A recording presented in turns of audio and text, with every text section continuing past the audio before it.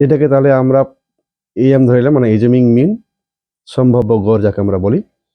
এবার এই ঘরে ঠিক সোজা এখানে 0, 0-র উপরে -1, -2,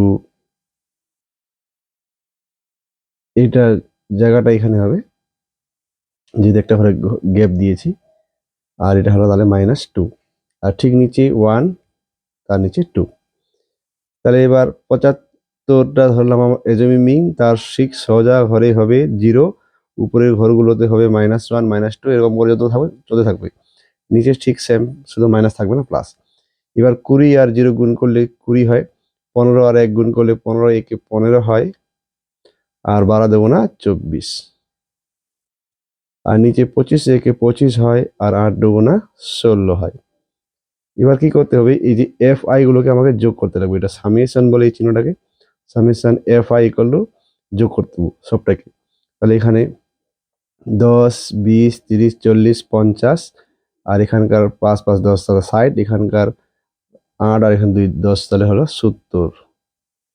এবার এই ঘরটাকে যোগ করতে হবে, এটা সামেশন FI UI। এটা কিভাবে করতে হয়, আগে উপরেগুলোকে আলাদা যোগ করতে হয়, নিচেরগুলোকে আলাদা যোগ করতে হয়। তাহলে উপরেগুলো হচ্ছে 39, আর এটা হচ্ছে তোমার 41। তাহলে 39 থেকে 41, 41 থেকে 39 আমরা যদি বাদ দিয়ে দিই, তাহলে 39, 40, 41, 2, তো এটা থাকলো 2।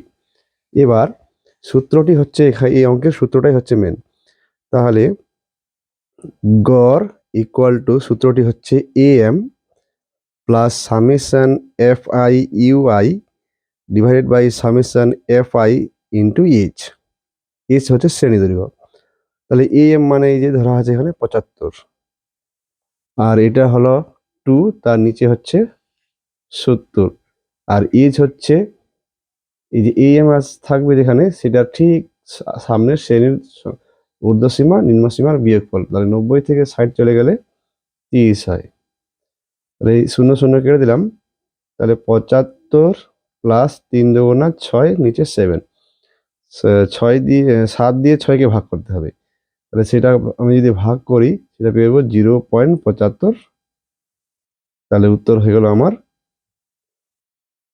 75.75, প্রায়, কারণ ভাগটা মিলবে না। ঠিক আছে, তো নিয়মটি কেমন লাগলো, যদি ভালো লেগে থাকে তাহলে অবশ্যই চ্যানেলটিকে সাবস্ক্রাইব করো, আর অঙ্কটিকে লাইক দিয়ে দাও। ধন্যবাদ।